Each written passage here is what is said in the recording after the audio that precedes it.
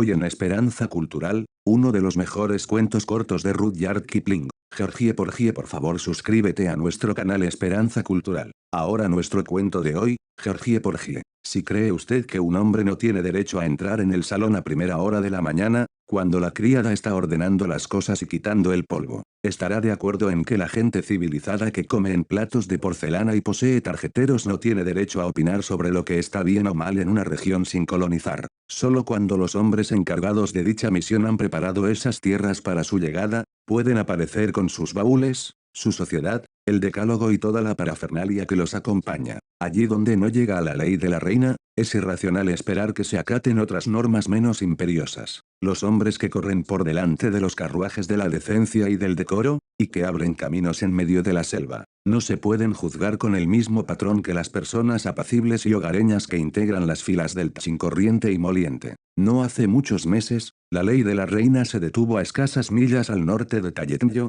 a orillas del Irrawaddy. No existía una opinión pública muy desarrollada en esos límites, pero sí lo bastante respetable para mantener el orden. Cuando el gobierno sugirió que la ley de la reina debía extenderse hasta Barno y la frontera china, se dio la orden, y algunos hombres cuyo deseo era ir siempre por delante de la corriente de respetabilidad avanzaron desordenadamente con las tropas. Eran esa clase de individuos incapaces de aprobar exámenes, y demasiado osados e independientes para convertirse en funcionarios de provincias. El gobierno supremo intervino tan pronto como pudo, con sus códigos y reglamentos, y puso a la Nueva Birmania exactamente al mismo nivel que la India. Pero hubo un breve periodo de tiempo en el que se necesitaron hombres fuertes que araran la tierra para sí. Entre los precursores de la civilización se hallaba Georgie Porgie, al que todos sus conocidos consideraban un hombre de gran fortaleza. Ocupaba un puesto en el sur de Birmania cuando llegó la orden de rebasar la frontera, y sus amigos lo llamaban así por su modo de entonar una canción birmana que empezaba con unas palabras muy parecidas.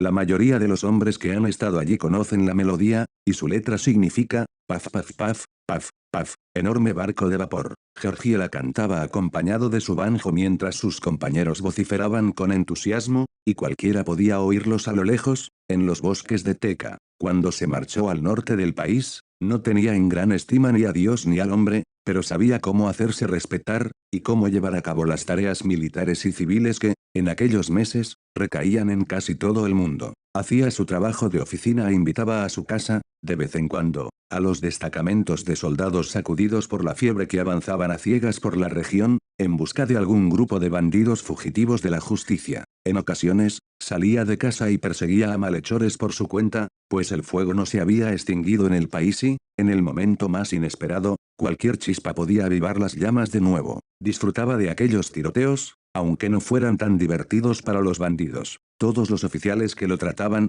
se despedían de él convencidos de que Georgie Porgie era una persona de gran valía, muy capaz de cuidar de sí mismo, y, en virtud de esta opinión, lo dejaban hacer su voluntad. Al cabo de unos pocos meses, se cansó de su soledad y empezó a buscar compañía y un poco de refinamiento. La ley de la reina se aplicaba solo de manera incipiente en la región, y la opinión pública, más poderosa que la ley de la reina, todavía brillaba por su ausencia. Además, existía una costumbre en el país que permitía a los hombres blancos casarse con una de las hijas de la tierra después de pagar cierta cantidad. No era una ceremonia de boda tan vinculante como la nikah de los maometanos, pero las esposas eran encantadoras. Cuando nuestras tropas regresen de Birmania, brotará de sus labios un refrán, tan ahorrativa como una mujer birmana, y las bellas damas inglesas desearán saber qué demonios significa esto. El cacique de la aldea más cercana al puesto de Georgie Porgie tenía una hermosa hija que había visto al joven y lo amaba a distancia. Cuando corrió la noticia de que el inglés de manos fuertes que vivía en la empalizada estaba buscando a alguien que se ocupara de su casa, el cacique fue a decirle que, por 500 rupias, le confiaría el cuidado de su hija, para que la honrara, la respetara y le proporcionase toda clase de comodidades y de vestidos bonitos, conforme a la costumbre del país. Así se hizo, y Georgie Porgie nunca se arrepintió. Vio cómo su hogar se convertía en un lugar ordenado y confortable, y cómo sus gastos, hasta entonces desmedidos, se reducían a la mitad, y sintió cómo le mimaba y adoraba su nueva adquisición, que se sentaba en la cabecera de su mesa, le cantaba canciones y se encargaba de dar órdenes a los criados madrasíes, y era una joven todo lo dulce, alegre, honrada y adorable que habría podido desear el más exigente de los solteros. Ninguna raza, según los expertos, Produce esposas y amas de casa tan buenas como los birmanos. Cuando llegó el siguiente destacamento que marchaba esforzadamente camino de la guerra, el alférez al mando encontró en la mesa de Georgie Porgie una anfitriona a la que respetar, una mujer a la que tratar en todos los sentidos como alguien que ocupara una sólida posición. Cuando reunió a sus hombres al día siguiente al amanecer, y volvió a internarse en la selva, recordó con nostalgia la sencilla y agradable cena y el hermoso rostro, y envidió a Georgie Porgie desde el fondo de su corazón. Y eso que él tenía una novia en Inglaterra, pero así es como han sido hechos algunos hombres. La joven birmana no tenía un nombre bonito, pero Georgie Porgie se apresuró a bautizarla con el de Georgina, y el defecto se subsanó. Georgie Porgie estaba encantado de que lo mimasen y de que lo colmaran de comodidades, y juraba que nunca había gastado 500 libras con un fin mejor. Después de 3 meses de vida hogareña, se le ocurrió una gran idea. El matrimonio inglés no podía ser algo tan malo, después de todo. Si se sentía tan bien en el quinto infierno con aquella muchacha birmana que fumaba cigarros, cuánto más agradable sería estar con una joven inglesa que no los fumara y que tocase el piano en lugar del banjo. Además, deseaba regresar con los suyos, oír de nuevo una banda de música, y volver a experimentar la sensación de llevar un traje de etiqueta. Decididamente, el matrimonio sería algo muy bueno. Reflexionó largo y tendido sobre el asunto al anochecer, mientras Georgina le cantaba, o le preguntaba por qué estaba tan silencioso, y si lo había ofendido en algo. Al tiempo que meditaba, firmaba y observaba a Georgina. Su imaginación la convertía en una joven inglesa rubia, ahorrativa, divertida y alegre, con el cabello cayéndole en la frente, y tal vez un cigarrillo en los labios. De ningún modo un cigarro birmano, grande, grueso, de esos que fumaba Georgina. Se casaría con una muchacha con los ojos de Georgina y muy parecida a ella, pero no exactamente igual. Podía mejorarse. 2 anchas espirales de humo salieron por sus orificios nasales y se desperezó. Probaría el matrimonio. Georgina lo había ayudado a ahorrar dinero, y le debían 6 meses de permiso. Verás, mujercita, dijo, tenemos que gastar menos durante los próximos 3 meses. Necesito dinero. Aquello era una verdadera infamia contra el gobierno de la casa de Georgina, pues ella estaba orgullosa de sus economías, pero, si su Dios quería dinero, ella pondría todo de su parte. ¿Necesitas dinero?, preguntó riendo.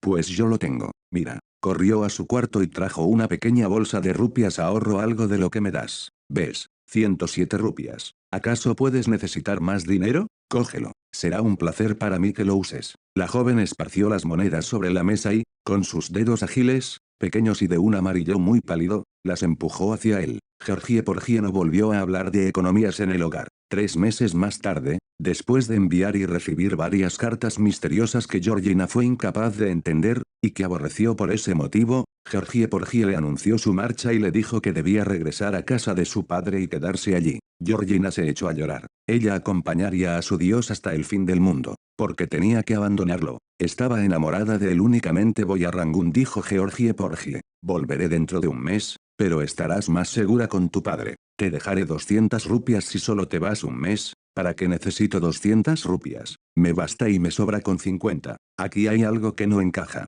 No te marches, o al menos deja que te acompañe. A Georgie Porgie no le gusta recordar aquella escena ni siquiera hoy en día. Al final se deshizo de Georgina por una cantidad intermedia de 75 rupias, pues la joven se negó a aceptar más dinero. Entonces se dirigió en un pequeño vapor y en tren hasta Rangún. Las cartas misteriosas le habían concedido 6 meses de permiso. Tanto su ira como la sensación de que quizás se había comportado de un modo desleal lo atormentaron en aquel entonces, pero tan pronto el gigantesco buque se encontró en alta mar todo resultó más fácil, y el rostro de Georgina, y la curiosa casita de la empalizada, y las carreras y los gritos nocturnos de los bandidos, y el alarido y los forcejeos del primer hombre que mató con sus manos, y tantas otras cosas que guardaba en su interior, perdieron intensidad y desaparecieron del corazón de Georgie Porgie, y todos esos recuerdos fueron reemplazados por la imagen de una Inglaterra cada vez más cercana. El barco estaba lleno de hombres de permiso, espíritus tremendamente joviales que se habían sacudido el polvo y el sudor del norte de Birmania, y que ahora se sentían felices como colegiales. Ellos ayudaron a olvidar a Georgie Porgie.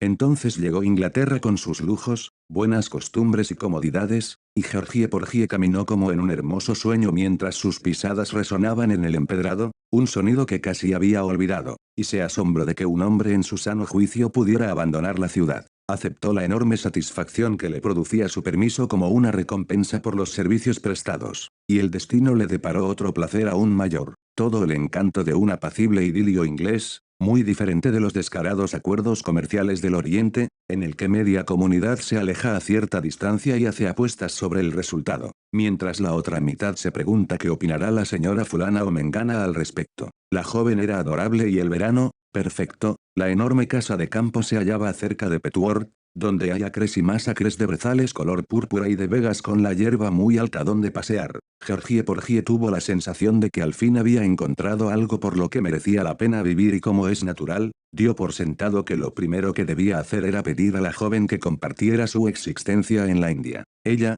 en su ignorancia, estuvo dispuesta a ir. En aquella ocasión, no hubo trueques ni negociaciones con el cacique de la aldea. Se celebró una bonita boda de clase media en el campo, con un papá corpulento y una mamá llorosa, y un padrino con una chaqueta carmesí y una elegante camisa blanca, y 6 muchachas de narices respingonas de la escuela dominical, que lanzaban rosas al camino entre las lápidas del cementerio y la puerta de la iglesia. El periódico local describió largamente el evento, incluso publicó el texto íntegro de los himnos. Pero ello se debió a que la dirección estaba desesperada por la escasez de material. Y después vino la luna de miel en Arundel, y la mamá lloró copiosamente antes de permitir que su única hija se embarcara hacia la India al cuidado de Georgie Porgie, el novio. No hay duda de que Georgie Porgie estaba muy enamorado de su mujer, y de que ella lo consideraba el mejor y más brillante de los hombres. Cuando se presentó en Bombay ante sus superiores, creyó justo pedir un buen destino pensando en su esposa, y, como había dejado cierta huella en Birmania y empezaba a ser apreciado, accedieron a casi todas sus peticiones y le enviaron a un lugar que llamaremos Sutrain.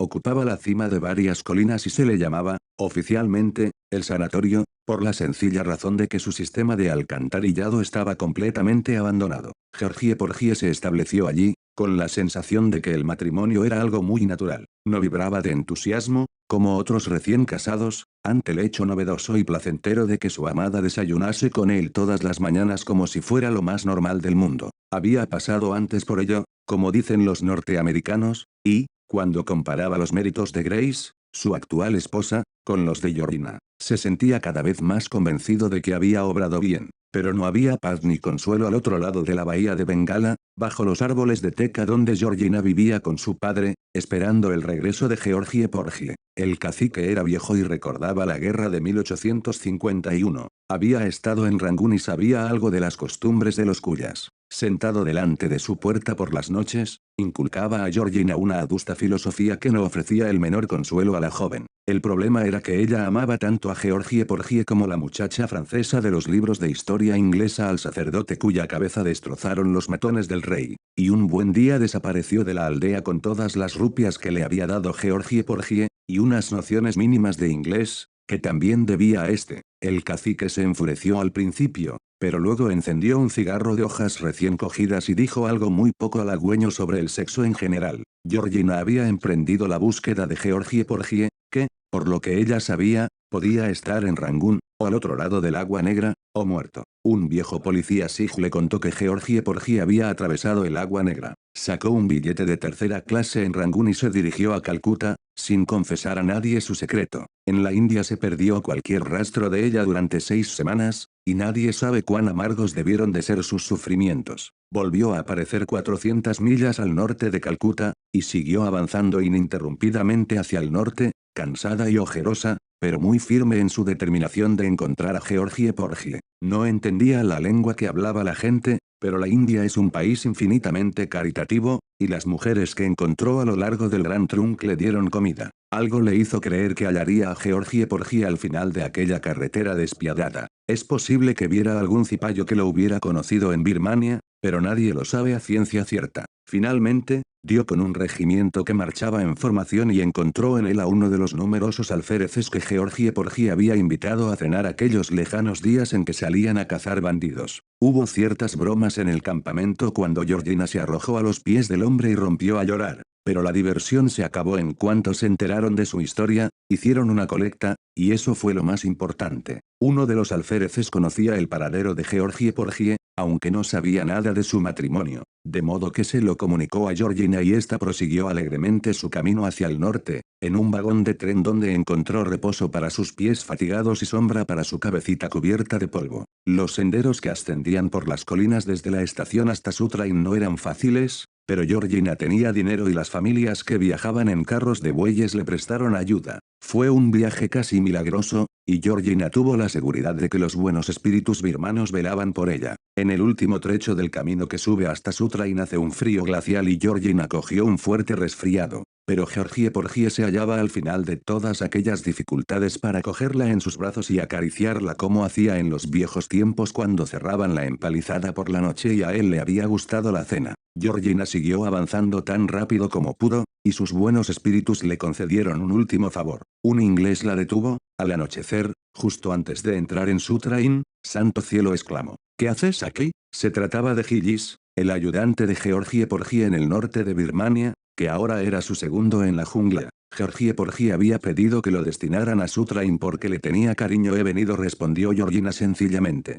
«El camino era tan largo que he tardado meses en llegar». «¿Dónde está su casa?», Gillis carraspeó. Había convivido lo suficiente con Georgina en los viejos tiempos para saber que las explicaciones carecían de sentido. «No puedes explicar las cosas a los orientales. Tienes que mostrárselas. Yo te llevaré», dijo Gillis, y condujo a Georgina por una pequeña cuesta junto al acantilado, hasta la parte trasera de una casa asentada en una plataforma en la ladera de la montaña. Acababan de encender las lámparas, pero no habían corrido las cortinas. «¿Y ahora?». «Mira», exclamó Gillis, deteniéndose frente a la ventana del salón. Georgina miró y vio a Georgie Porgie y a la novia. Se llevó la mano al cabello, que caía en desorden sobre su rostro, pues su moño se había deshecho. Intentó arreglarse el vestido harapiento, pero este era imposible de alisar, y tosió de un modo extraño, pues lo cierto es que había cogido un catarro muy severo. Gillis también miró, pero, mientras Georgina apenas había contemplado a la novia, y solo parecía tener ojos para Georgie Porgie, Gillis era incapaz de apartar su mirada de la novia. «¿Qué vas a hacer?», preguntó Gillis, sujetando a Georgina por la muñeca para que no corriera inesperadamente hacia las luces. «Entrarás en la casa para decirle a esa mujer inglesa que vivías con su marido», no, repuso Georgina débilmente. «Suéltame. Me marcho. Te juro que me marcho». La joven logró soltarse y desapareció en la oscuridad. «Pobre fierecilla», murmuró Gillis, volviendo al camino principal. Le habría dado algo para pudiera regresar a Birmania. Georgie Porgie se ha librado de una buena, y ese ángel no se lo habría perdonado jamás. Esto parece probar que la devoción de Gillis no era solo el reflejo de su cariño por Georgie Porgie. Los novios salieron a la veranda después de cenar, a fin de que el humo de los cigarros de Georgie Porgie no impregnara las cortinas nuevas del salón. «¿Qué es ese ruido?». «Allá abajo», quiso saber la novia. Los dos se detuvieron a escuchar. «¡Wow!», exclamó Georgie Porgie. «Supongo que algún brutal nativo de las colinas ha estado pegando a su mujer». «¿Pegando a su mujer?». «Qué horrible», dijo la novia. «¿Te imaginas? Pegarme». Pasó un brazo por la cintura de su marido y,